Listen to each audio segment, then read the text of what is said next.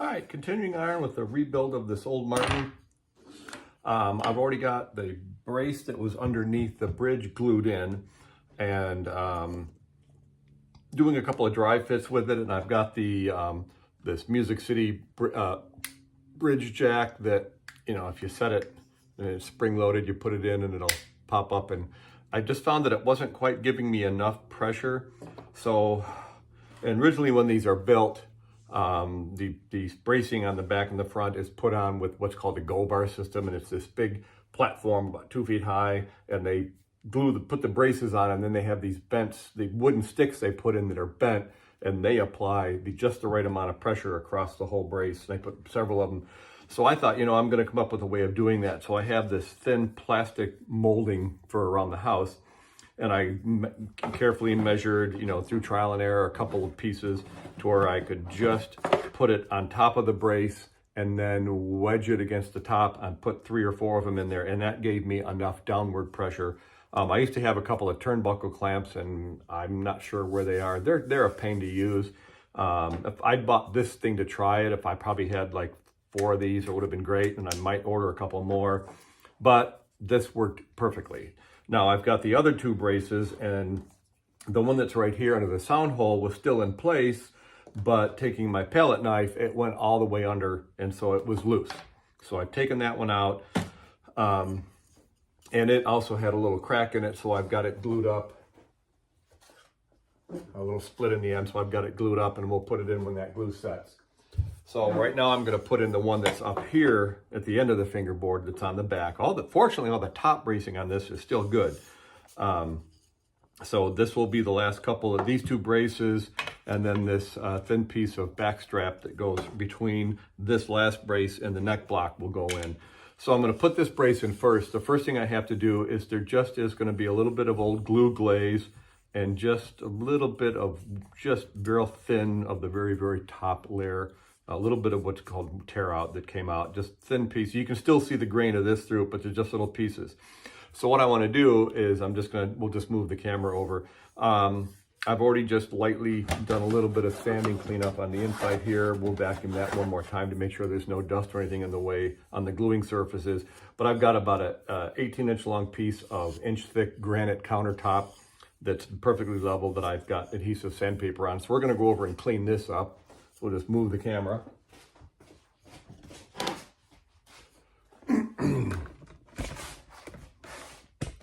I think I'm going to drop this down a little so you can see what's going on a little better. Here we go. All right, I use this for quite a lot of things, leveling the bottom of saddles and that kind of thing. I just need to get a clamp real quick. Got a hole here in the side where I can clamp this down so it doesn't move. And then I've got this brace here. Now I'm just going to very carefully, and it does have a slight radius to it, so I'm just going to very carefully move this along this, which has got some 120 grit, and depending on what I'm doing, I'll put, you know, 180, 220, but I'm just trying to get that residue off, but keep it flat and level, and this surface is flat and level. That's why I don't want to take, you know, hand sand this, because I may get it. And I'm just trying to, basically just trying to break it down to where I've got fresh, clean wood as a gluing surface. And it's still got its radius, which is perfect. Again, I don't want to go hard at this. I'm not trying to remove wood. I'm just trying to get a good, clean, and there we have it. That simple. I now have a good, clean gluing surface for this brace. So we're going to go over there and get it glued back in. And we're probably going to stop the camera here while I make sure I've got everything out that I need to do this. I don't want to get wet glue and then discover that I forgot something. All right, so I'll tell you what, we'll do this. That tells me where to edit. Okay, so now I've got the brace. I've done a dry fit. This one is going here. These have to be cut to length.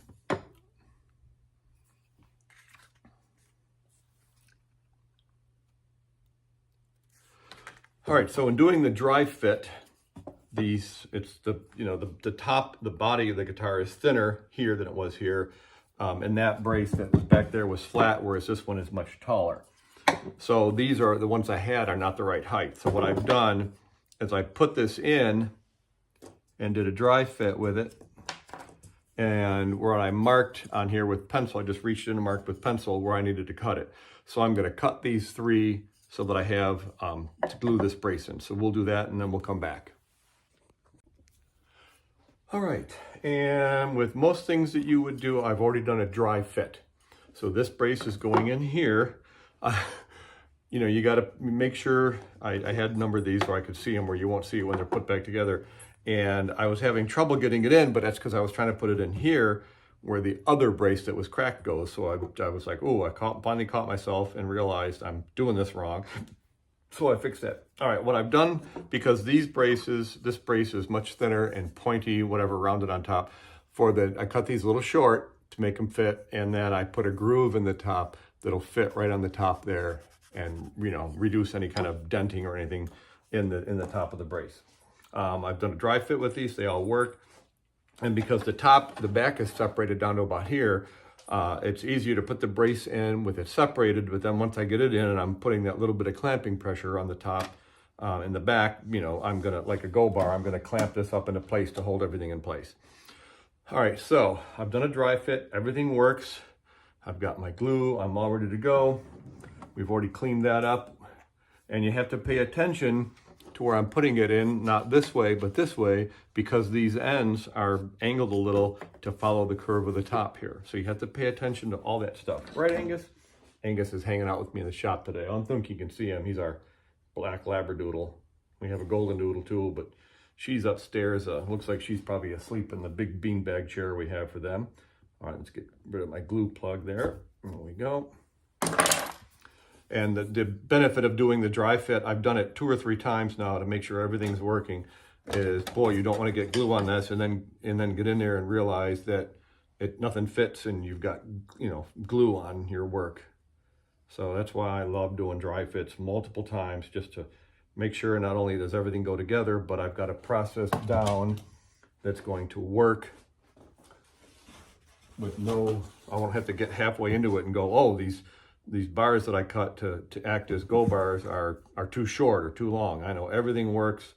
I've done the complete process 3 times now, 2 to 3 times, with the little, you know, we'll call them go bars that I've made, and getting what process I need to follow to get this brace to go in. And I'm just getting a little of the extra glue. I want a little glue squeeze out, but I don't want a lot. I definitely want to get a good surface glue, but I don't want so much glue squeeze out that someone looks in there and goes, well, whoever did that repair, you know, did it wrong. They overdid it. So I know that I also have to put this, based on my dry fitting, I've got to get it in this side first. And I've got my little flexible light, and it goes in this side. So if I get it lined up in that hole first with the brace up here, now I can move it into place and it'll go in perfectly. And that's it right there. So now before I put my go bars in, I'm making sure everything is lined up. I'm gonna put the clamps on here to hold this all together. If for no other reason I don't want the pressure that my little go bars to hold that brace in place, to force the back to open up more than it already is. So I'm gonna put one over here first. That's good. I have one over here on this side, and then we'll do the one in the middle last. That one's good. Now we'll do the one right in the middle last.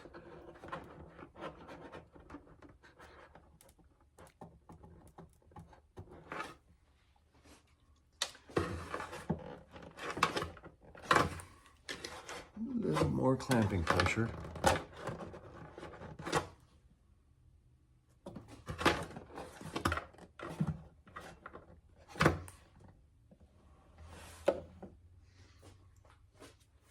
I'm liking that. I'll move this one up a little this way.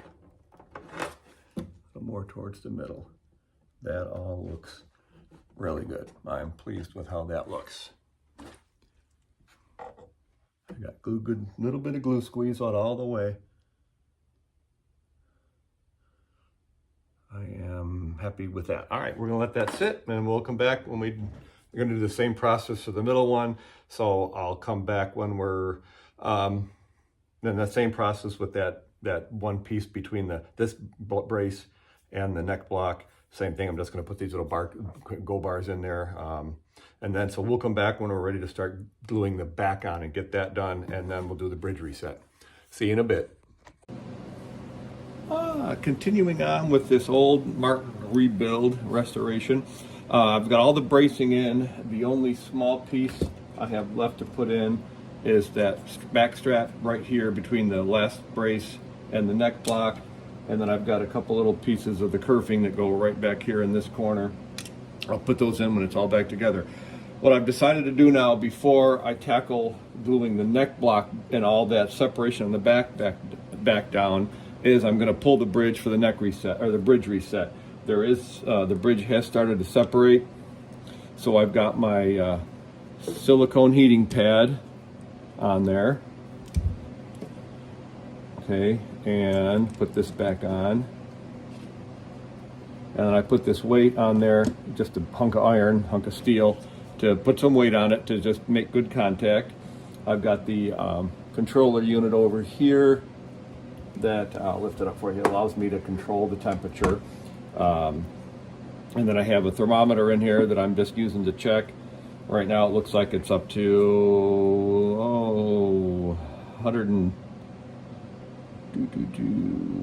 125, slowing down a little. And typically the glue will start to let go about between 140 and 180. I use this control because I start low, and because I want, rather than have it get real hot on the top and not through, I want the heat to get through the whole thing. So I'll start with a lower setting and watch it over time. Sometimes these come off and real quick. Other times with certain glues, they may take longer. So I'm just going to continue to monitor the temperature over time and keep an eye on it while I do other things. So yeah, we're creeping up on 150 here. I'm going to turn it down just a bit because I don't want it to get too hot too fast. I want that heat to soak all the way through and not just be hot on the surface. Okay. There we go. We're slowing down at about 157, 158.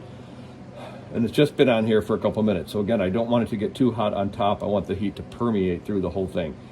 So we'll just continue to monitor this over the next 10 minutes, and then I'll get in there with a knife and we'll see how it's looking. But it's loose, about 1/4 inch all the way on the back, and it's starting to peel up. So we'll check in a little bit. All right, so this has been heating for a while. I'm going to come in with this small knife just to test to see where we are. Ooh, I'm all the way through there. It might be I don't think this has locator pins in it. And right now I'm about halfway, more than halfway through the pinholes, but then I'm getting a lot of resistance there. So we're going to let that glue heat up a little further. It's definitely, I'm about 2/3 to 3/4 of the way there. This side, however, has not let go yet. And I don't want to force it. I'm just testing to see where the glue is soft. So we're going to put everything back on and keep heating it for a little longer. Ooh, that's warm.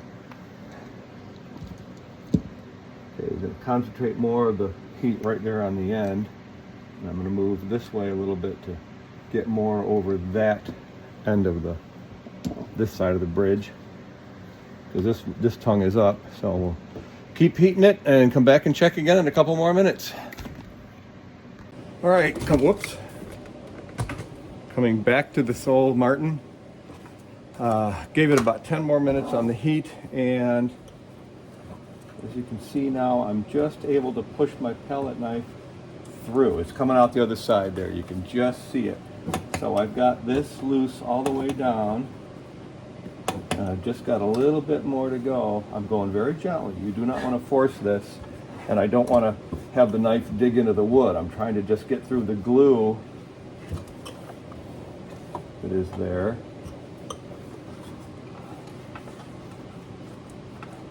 There we go. I'm all the way through. See it pop out? Perfect. Just got a little bit left to go, not much. And again, I don't want to tear it. There it goes. Look at that. Beautiful. All right. Let this rest. Come back down to temperature. And it looks like this may have been a bridge reset done once before, but if you may be able to see, there's some polishing compound underneath that's gotten in there where there was a raise. So we're gonna just clean that up and get it glued back down. All right, check back a little bit.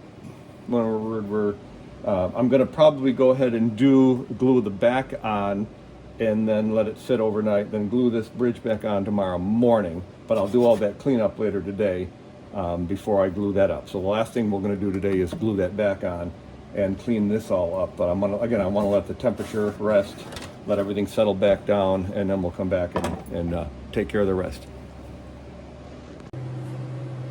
Alrighty, with this old Martin, I did discover a cracked brace right here. And the brace is not separated from the top. It's actually cracked a little. Probably happened while we're working on it. This guitar was allowed to get pretty dry for a long time. So I'm just gonna put some glue in the crack and then put a clamp on it. I've already dry fitted the clamp so that this mark right here is exactly where the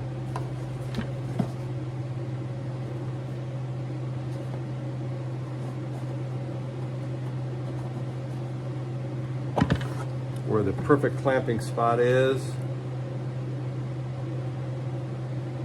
Just working some glue into the crack with my finger. It's just that simple. It's a really hard spot to get to for the most part. And by pushing down on it, I'm forcing that crack to open up. I need some on this side of this. My nozzle's a little bit plugged up. All right, let me get that cleared out.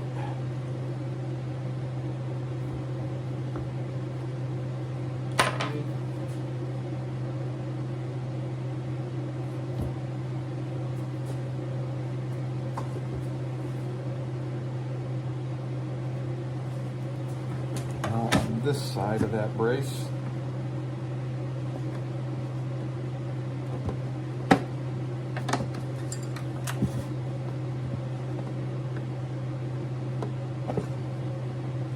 Clean my finger off.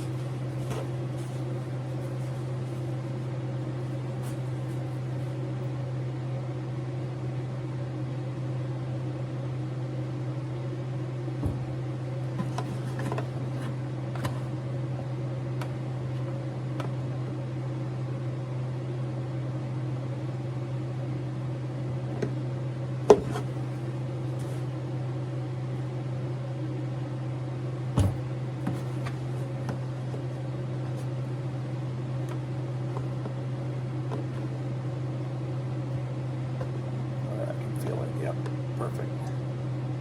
Get some glue down in there. All right, now we're going to put a clamp on it.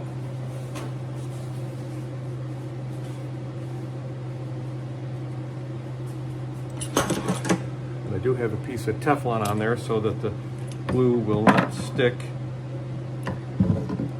to the wood block on the clamp. Got a light down in there. Well, I'm going to put a light down in there. Whoops, I just slipped off. So let's reorient the clamp. There we go. Got it.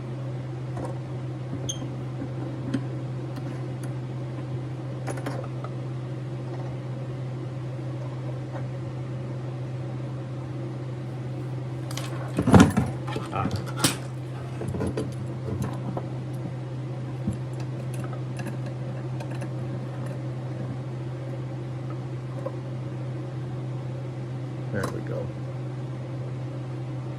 Don't need a lot of pressure, just enough to hold that. Now let's have a look at my work, make sure everything's lined up. I got a little glue squeeze out.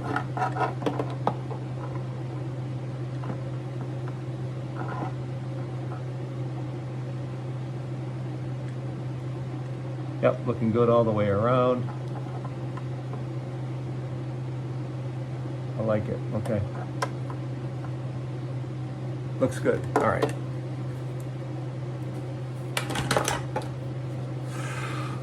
Now the next thing to do is to glue down the fingerboard extension. We'll come back for that.